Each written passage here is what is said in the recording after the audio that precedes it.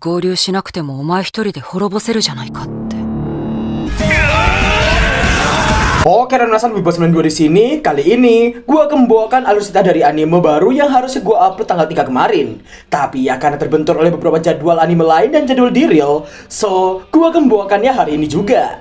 Anime ini berjudul Yusa Party wo Suiho Sareta Beastamer Saikyosu no Nekomimi Shoujo to Diao episode pertama. Karena terlalu panjang, kita akan singkat menjadi Beastamer.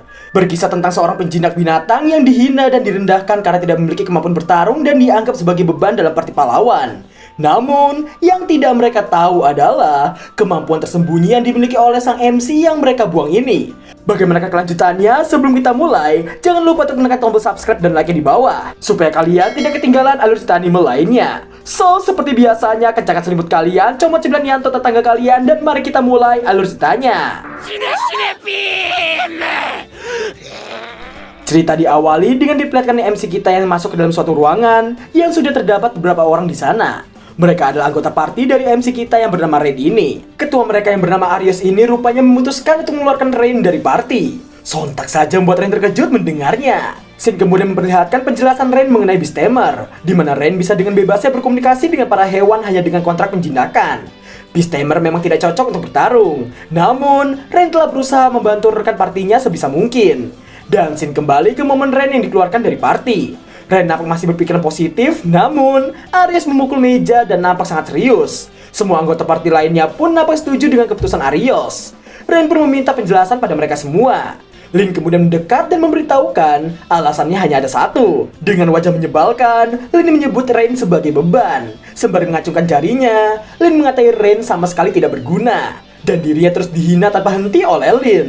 Aries juga menjelaskan betapa bebannya Rain yang tidak bisa memberikan damage pada musuh. Bahkan Aries juga mengatakan ketidakbergunaan Rain dan ketika Rain mencoba untuk membantah mereka. Namun, karena perkataan Aries barusan, mau tak mau Rain harus menerimanya. Bahkan mereka meminta Rain untuk meninggalkan equipmentnya itu. Setelah equipmentnya diletakkan di hadapan mereka, sembari terus mendengar hinaan yang ada, pada akhirnya Rain pergi dari sana dan telah memutuskan hubungan dengan parti pahlawan.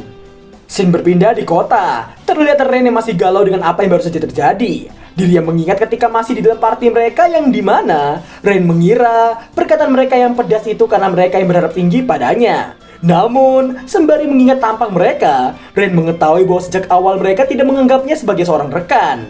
Di tengah kebingungannya itu, di mana dirinya tidak memiliki tujuan, equipment, bahkan uang sekalipun. Namun, secara tiba-tiba 3 bocil datang dan menanyai pekerjaan pahlawan Rain. Mereka meminta Rain untuk melakukan hal seperti biasanya. Setelah diterima, rupanya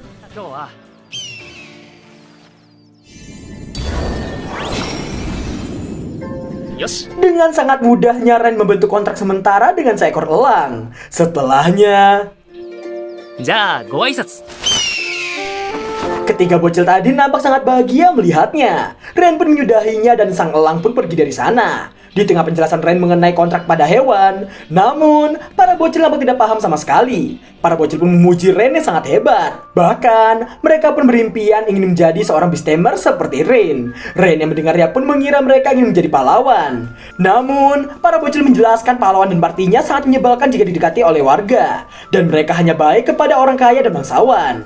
Rain nampak sudah menduganya ketika para pedagang menjadi sinis padanya di saat dirinya tengah mencari perbekalan yang ada. Namun, para bocil menjelaskan bahwa Rain berbeda dari mereka karena Rain yang mau bermain dengan mereka ditambah Rain yang sangat baik hati.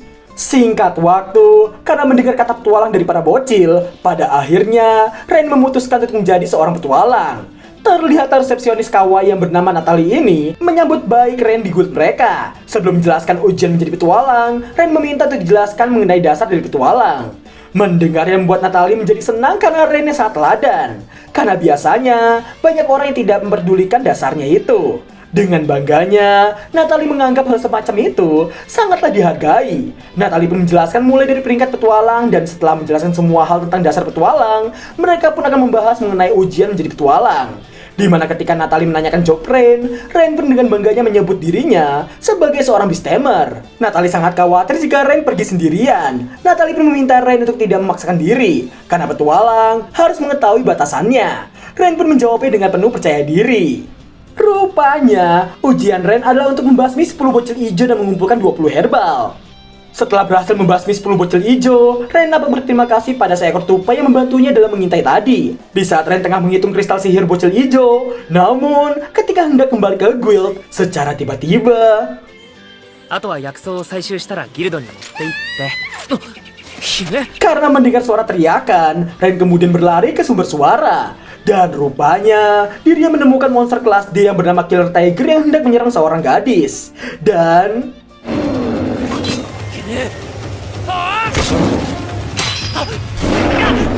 Ren yang berniat menikam sang Killer Tiger, namun sayangnya pisaunya tak bisa menembus kulit monster itu, bahkan membuat pisaunya menjadi patah. Namun paling tidak, perhatian Killer Tiger berpaling padanya. Ren kemudian meminta gadis itu untuk kabur. Di saat kematian sudah di depan mata, dengan heroiknya, Ren masih memikirkan untuk mengulur waktu demi gadis tadi bisa kabur. Dan yang terjadi,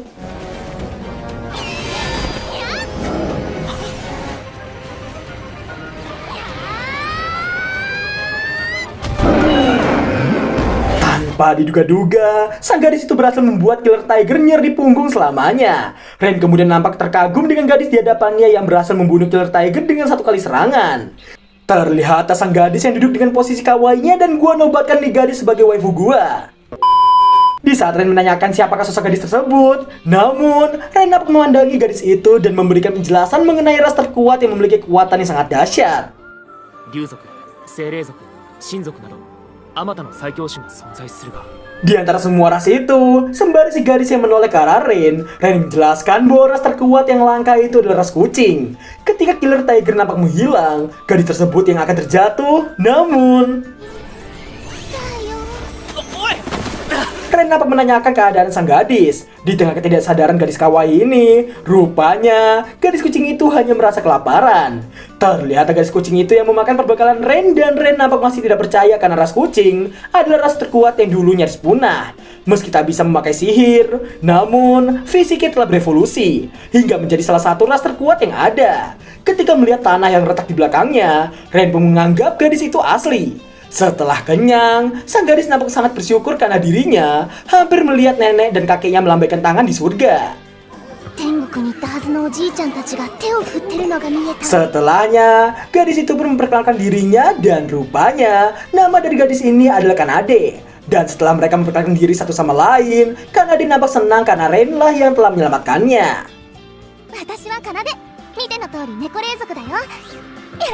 Ren kemudian menanyakan pingsannya Kanade di tempat itu. Karena aneh jika ras yang hampir punah seperti dirinya ada di hutan biasa seperti itu. Kanade pun memberitahu dirinya hanya tengah berkelana, di mana Kanade menjelaskan jumlah mereka yang sedikit. Maka dari itu mereka memutuskan untuk tinggal di pegunungan. Namun, Kanade merasa sangat bosan sehingga dirinya memutuskan untuk berkelana dan berakhir bertemu dengan Ren. Kanade menganggap pertemuan mereka itu seolah seperti takdir. Singkat waktu, Ren menceritakan semuanya tentang dirinya di Partai Pahlawan. Setelah bercerita, Kanade pun berhenti dan nampak sangat kesal karenanya. Kanade nampak tidak bisa memaafkan Partai Pahlawan itu karena mereka yang berani mengeluarkan Ren. Di mana menurut Kanade, Ren adalah orang yang sangat baik. Ren nampak terkejut karena Kanade yang marah untuknya. Setelah menerima semuanya, Ren nampak berterima kasih pada Kanade sembari mengelus kepalanya. Ren nampak baru tersadar karena telah terbawa suasana. ありがとうな Kanade kemudian nampak memberitahukan bahwa Ren bukanlah orang yang tidak berguna. Di mana menurut Kanade, Ren adalah orang yang sangat kuat. Ren pun memberitahu dirinya hanyalah seorang beastamer. Kanade pun memuji bakat Ren yang besar karena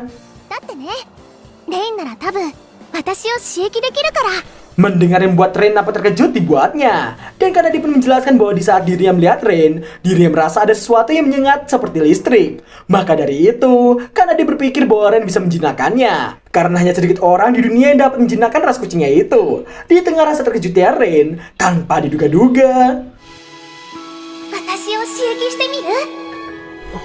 Ren yang terkejut pun memikirkan jika dirinya bisa menjinakkan ras terkuat, pasti bisa membuatnya sangat percaya diri. Dan kejadian seperti dahulu, kakak pernah terjadi. Ren kemudian memandang ke arah Kanade dan memikirkan perkataan Kanade mengenai takdir tadi. Ren pun baru menyadari, bukan karena Kanade adalah ras terkuat, melainkan karena dirinya yang ingin lebih dekat dengan Kanade. Ren pun memutuskan untuk mencobanya. Mendengar yang membuat Kanade nampak sangat bahagia dibuatnya.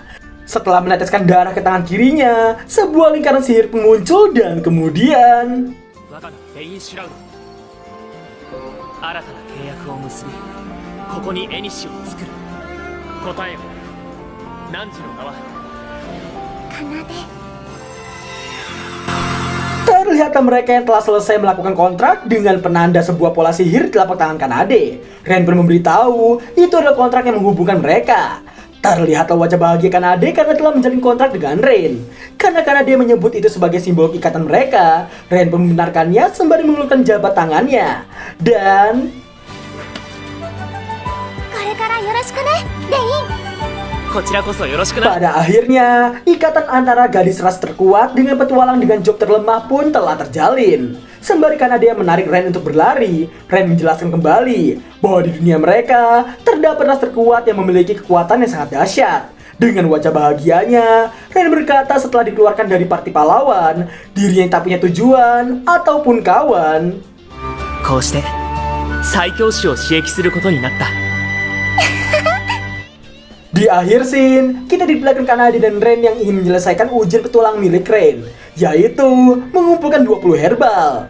Ren rupanya tengah mencari sosok kelinci kecil untuk dijinakkan. Ren yang berniat menjalin kontrak sementara dengan kelinci itu, membuat Kanade terkejut mendengarnya. Setelah si kelinci pergi, Kanade yang belum sempat bertanya, Ren rupanya meminta kelinci tadi untuk memanggil kawan-kawannya. Dan setelah banyak kelinci telah berkumpul, Kanade pun dibuat semakin terkejut karena pemandangan di hadapannya itu.